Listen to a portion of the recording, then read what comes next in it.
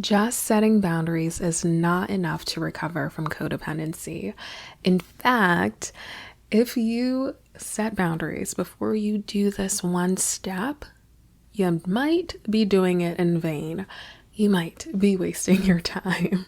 Okay, welcome back. I'm Unique Bell. I'm a trauma-informed certified intimacy coach. And in this series, we are exploring codependency, what it is, what are the signs to look out for in your relationship, in yourself, and how to recover. Check out the first two videos in this series to learn the history of the term codependency, its links to addiction and Alcoholics Anonymous, and also check out the second video where I explore how to spot codependency in your relationship. What are those traits that you'll notice within your relationship and also how you're reacting to your partner. And in this video, we're starting to talk about how to recover. What may now feel like a 100 or million step process. And I actually want to give you one step today that if you take this step, it will make your recovery journey so much easier. You'll still have many steps to take, but if you take this step first, everything that follows will make sense and you won't have to backtrack. It won't feel like you're taking a step forward all the time and taking 5 steps back, or, getting into a net zero or sometimes net negative. Speaking from experience, it won't feel like your journey is not going anywhere because the step is paramount. It's so important, and I wish someone had told me sooner. So this is me telling you, from a codependent, a recovering codependent, to someone who is about to be on that journey or is on that journey. I want to give you the secret sauce, the secret ingredient that makes it all work. Okay, so a quick review. Here's my definition for codependency. Codependency is a problematic relationship orientation where one person feels psychologically trapped by the other. Keyword here is feels psychologically trapped, because as we explored in the other videos, you're not really. You have the power to break free. But we often feel this way, often due to the other person's illness, addiction, and or narcissism. Not always, but it is very common for codependency to develop in trauma survivors and people who have those foundational relationships, starting out with someone who has a chronic illness, addiction, or narcissism. In this dynamic, one person feels compelled to orient their life around the others, causing a departure from self and a compulsion to endlessly give, caretake, and or monitor the other person's moods, wants, and needs. Over time, the more momentum we gain in this, the more our codependency intensifies, the more we self-abandon, and it actually becomes self-destructive. So if you watch the first video, remember I said pin that thought. We're coming back to it, and here we are coming back to this word, self-destructive. I think that really sums up the codependent experience. It feels like you don't have the ability or permission to focus on yourself, to know yourself, to act from your complex and beautiful and gorgeous self.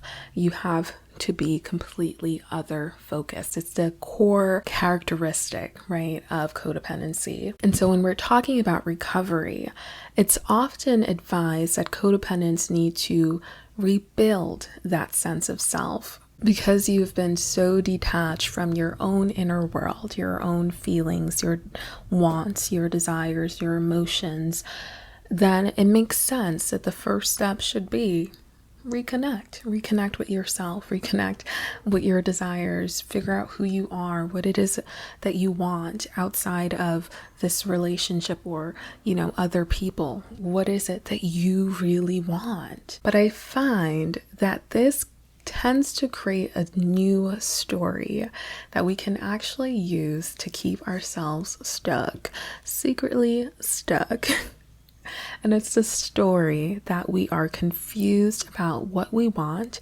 and who we are. And hold on, I know that that can be factual.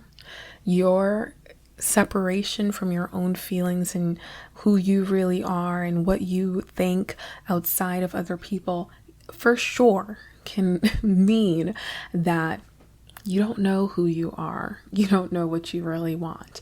I know that that can be factual, but I find that focusing in on that story actually draws us in to the wrong rabbit hole. We're not asking the right question. Sidebar. So this is a guideline that I'm going to offer you. Something to consider whether you're doing self-healing work, you're doing self-inquiry or journaling, or even co-creating with the universe. Huddle in. The quality of the question is the essence of the answer. Energetically, the question is the answer. Okay, I know that's a bit esoteric and we won't go completely there today, though I may absolutely explore this in the next season of the Deeper Self podcast, but we'll get back to that another time. But it's easy to understand that your asking is going to set off a cascade of events that lead you to an answer that is in response to that question. So getting the question right is the most important step. Okay, but back to resolving codependency and why asking things like, who am I? What do I want? Isn't where you need to start. And I get it, again, when you're in the worst of it, when you've so kind of free-falled into another person's world that you've lost touch with yourself, of course, you're not going to feel like you know what you want, you know who you are. Every aspect of your life may feel so shaped by other people that it's not even possible for you to take your own needs and your own desires seriously as things that you should seriously pursue that matter. You may not even feel that passion, that ability to, oh, I want to go and do this. Oh, I'm so excited. You may feel that shut down inside. And so when someone comes along and they say, you just need to set boundaries. When you're in that state and someone comes along and they're like, you just need to set boundaries. Focus on yourself. This can literally draw a blank in your mind. It's almost like there's this invisible wall that you kind of know is there, but it's almost like you just feel like a deer in headlights. And that makes sense.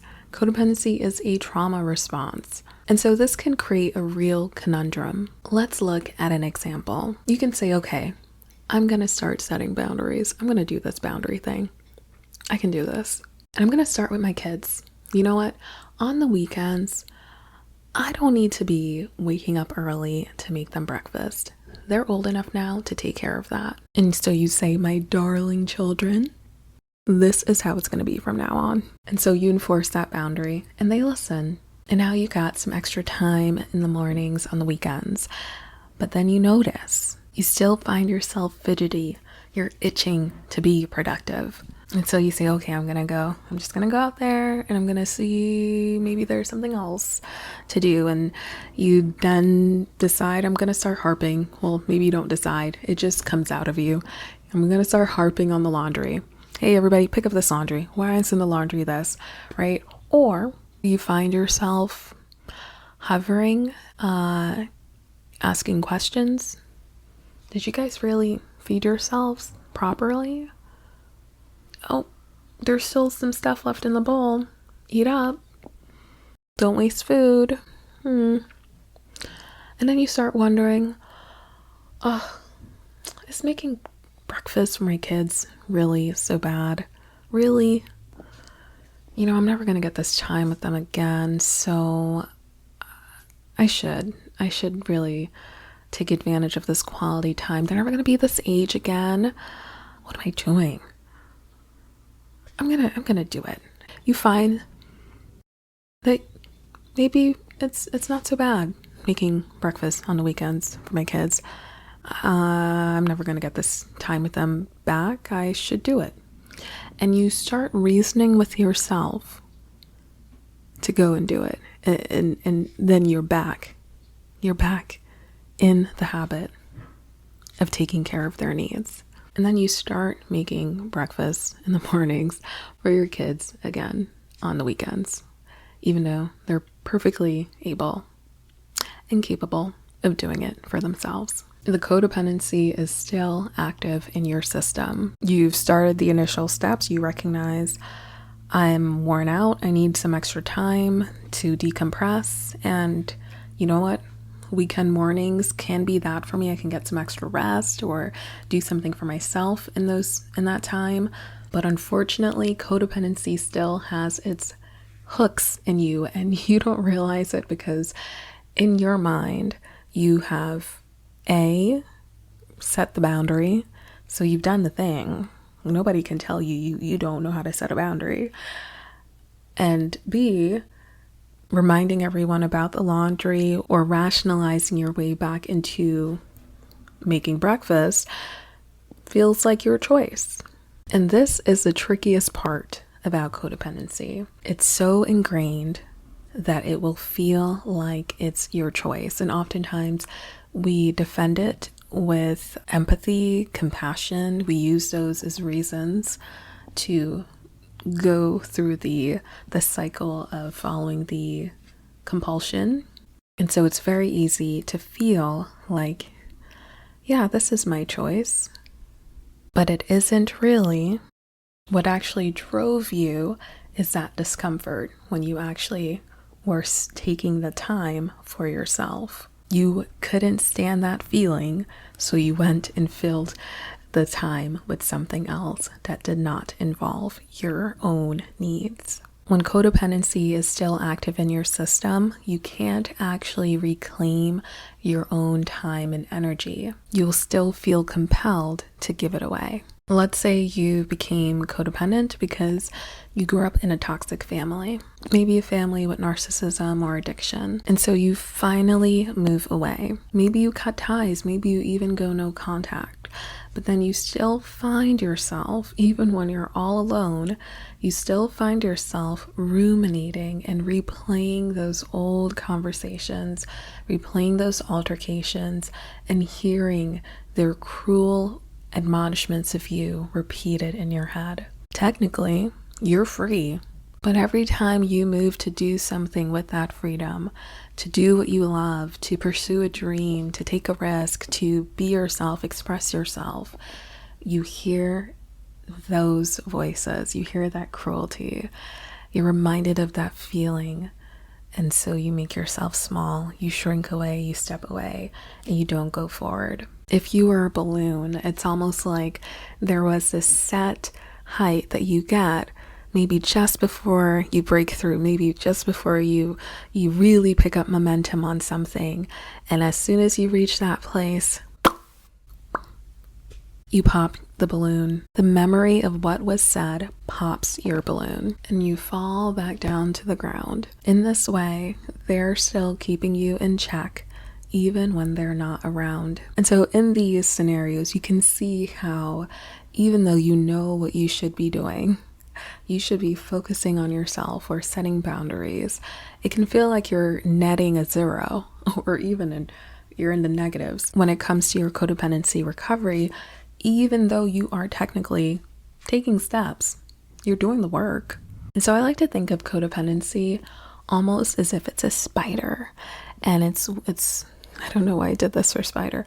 Anyways, it's weaving a web, an intricate web, and it's got its web in every area of your life. So let's say this is the center of the web, and it's weaving the web, and over here is fitness, over here is work, over here is finances, over here is friendships, over here is love, romantic. It's got the whole web of your life, and it's all, got this sticky codependency web all in it. And let's say you start setting boundaries, and so you're like, okay, I'm snipping the web, but the spider is still active, and it's still, the codependent spider is still active, and so it just sets the web again.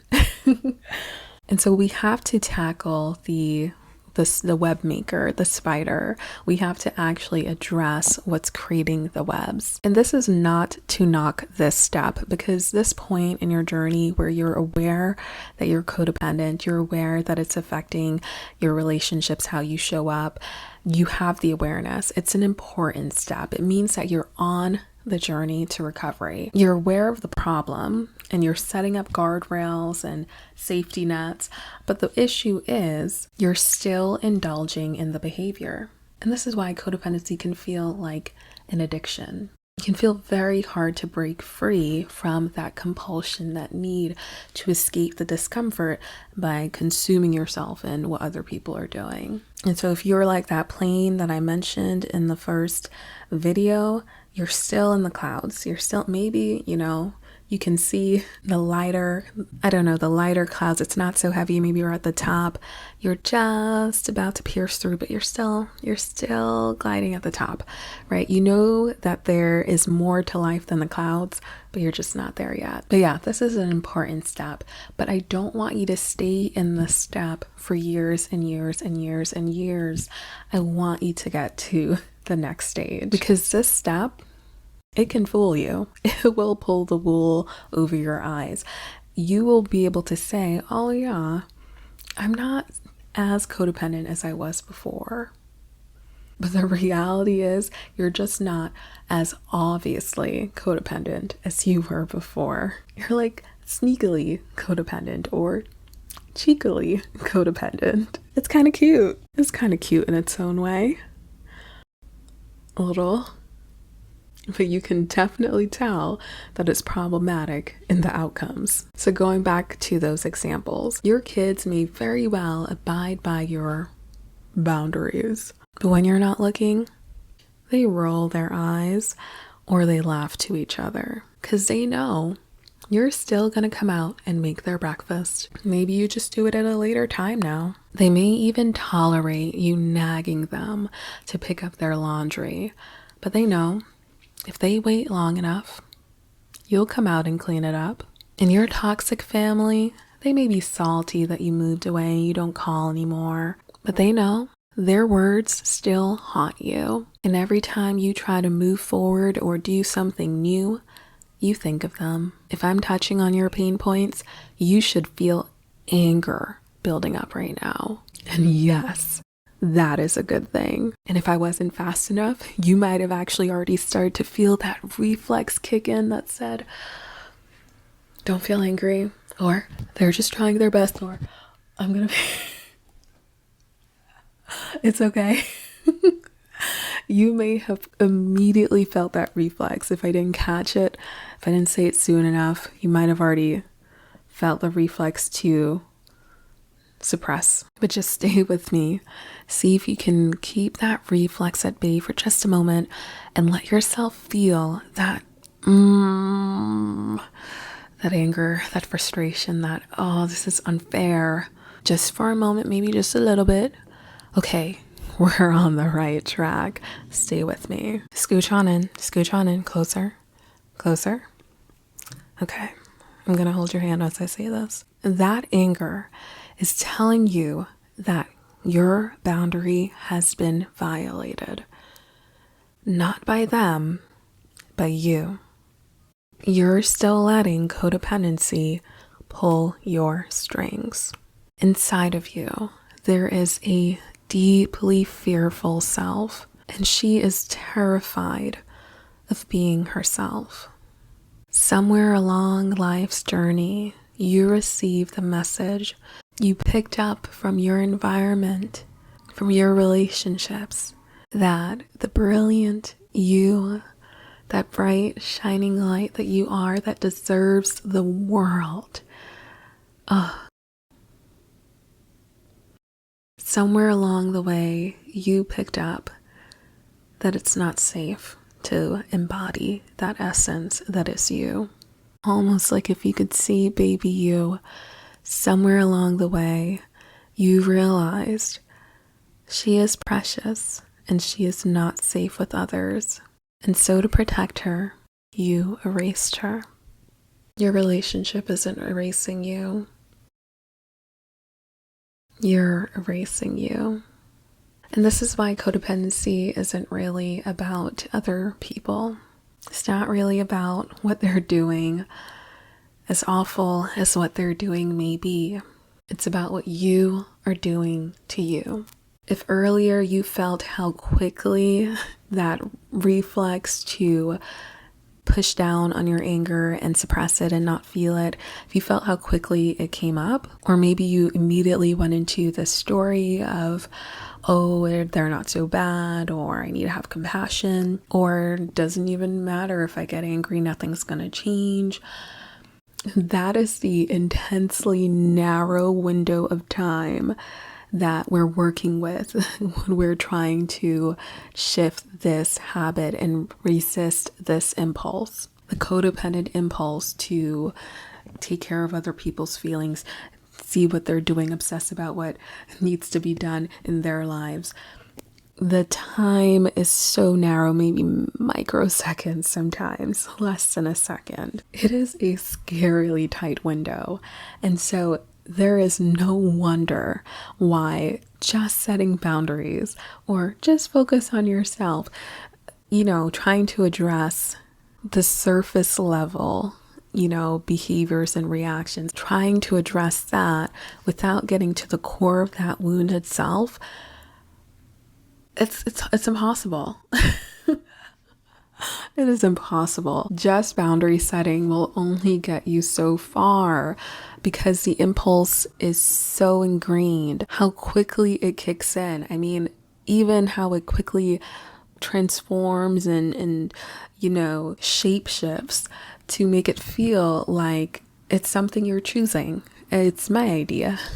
It's actually a good idea for me to clean and cook and do everything for everyone. Actually, it's actually a good thing. It's so fast. It moves so fast, you guys. As long as that wound is still living within you, the wound itself is going to find the loophole.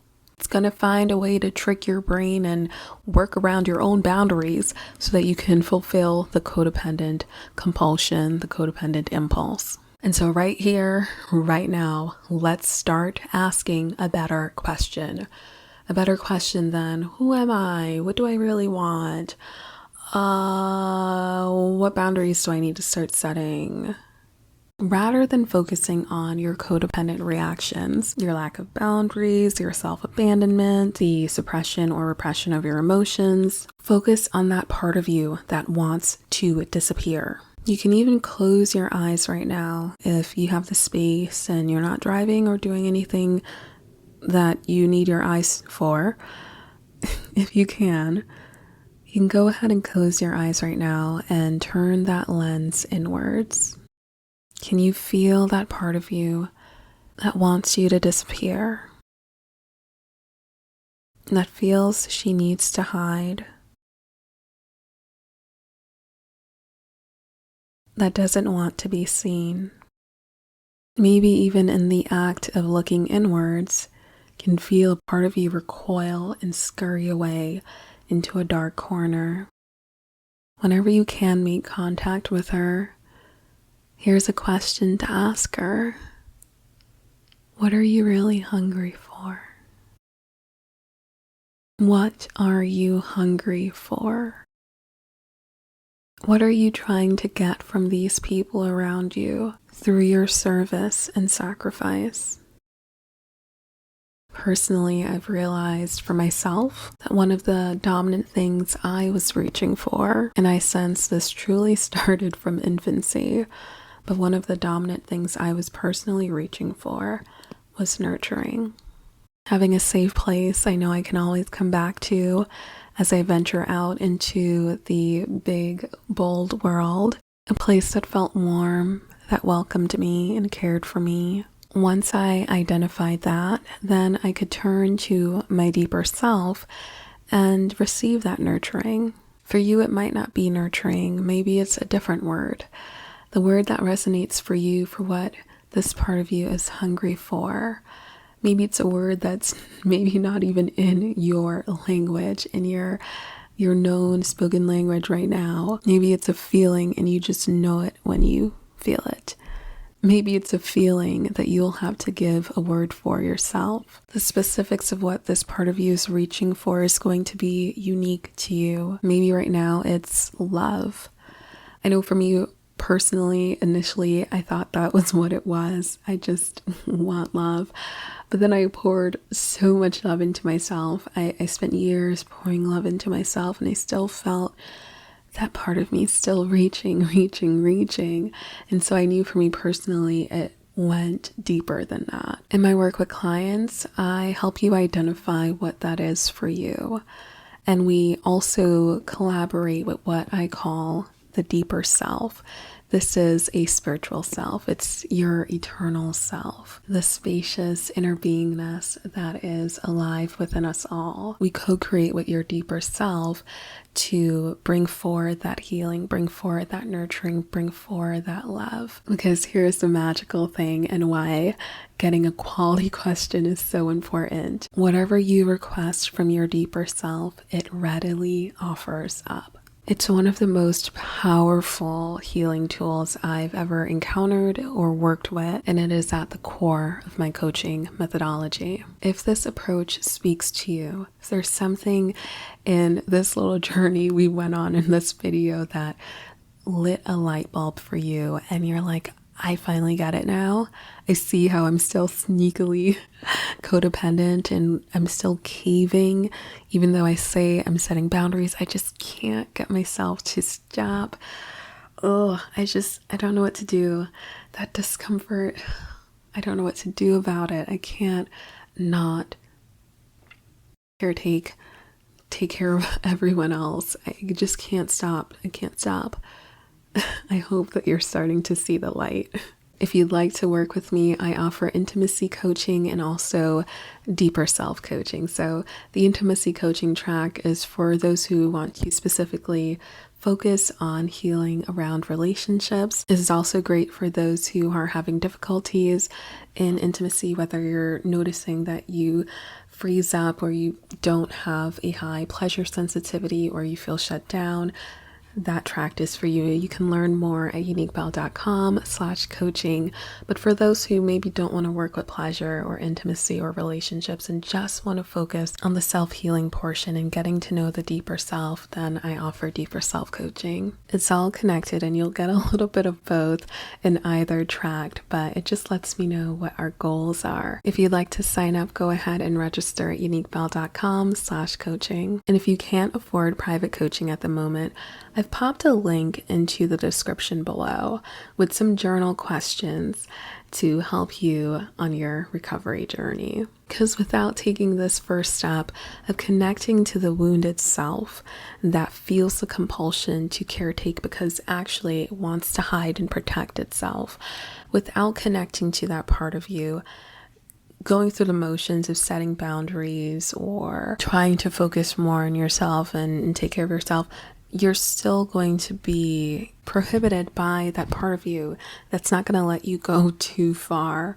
right? Or it's going to sneakily bypass your own boundaries. So go ahead and check out those journal questions because, again, in our self-inquiry, the quality of our questions is the most important step. That's going to propel you to actually receive the healing answers that you're looking for. When you get this part right, everything else comes with ease. Boundaries, knowing what you want or what you even should be setting boundaries with, all of that clarity, it naturally comes after that wounded self feels safe and taken care of. You've already lived enough life to know what you want and who you are.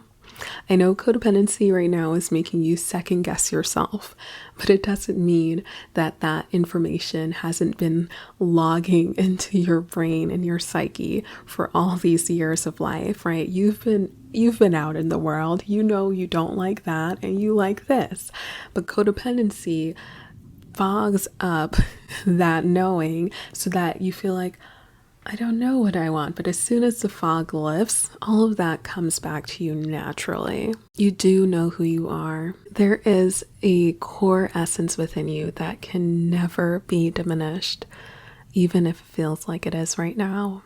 It's still burning brightly, just waiting for that fog to clear. You know what you want. You do know that you deserve it. And yes, you're ready to receive it. So again, I'm Unique Bell. I'm a trauma-informed certified intimacy coach. If you want to work with me, grab your spot. Coaching spots are open. And oh my gosh, happy autumn. I feel like I look like winter right now. I had a lot of fun with my makeup today. But if you like this conversation, if this was useful, give me a thumbs up. Please let me know that you liked it. Let me know that this content is landing for you, and comment below. I love your feedback on the series so far. Is there anything that you want me to address? Is there something you're really struggling with that you like my perspective on? Maybe it's guilt or shame, or what's coming up for you as you're listening to these videos. Pop them in the comments because I'd love to hear them. I really do listen to feedback, whether you find me on social or here, and I make video responses, so if you've got questions, pop them in below. But next week, we are going to be exploring a specific thought that terrifies the wounded codependent self. And so if you want to challenge yourself next week, wink, wink. I don't know why I'm winking. Fun fact, I never used to be able to wink. I don't even know if I can now. I'll have to see what this looks like in video. But if you'd like to see that video next week, hit subscribe and I will see you next time. I'm like tearing up in laughter. Okay. Bye for now. I feel like I look like an elf. I'm excited.